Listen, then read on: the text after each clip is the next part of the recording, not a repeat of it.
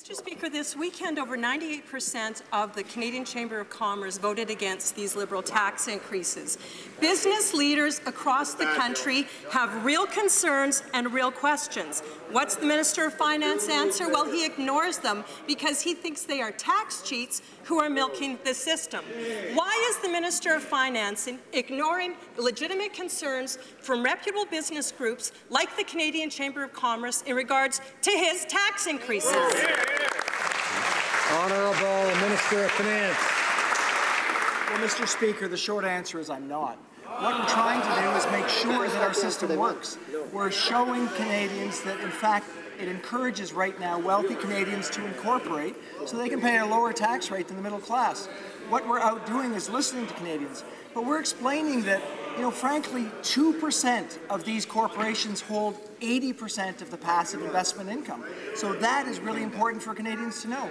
We know that helping middle-class small business to invest actively is critically important for our economy. Having a tax system that's fair is also critically important. We're going to serve those two goals. Chief Opposition House Leader. Speaker, this weekend it was clear he did not explain anything to the Canadian Chamber of Commerce, and that's why they voted 98% against his tax increases. Now, Mr. Speaker, business leaders are seeing right through the hypocrisy of this Liberal tax increase. You know why? Because wealthy people like the Prime Minister and the Minister of Finance and their companies will not be touched by this increase.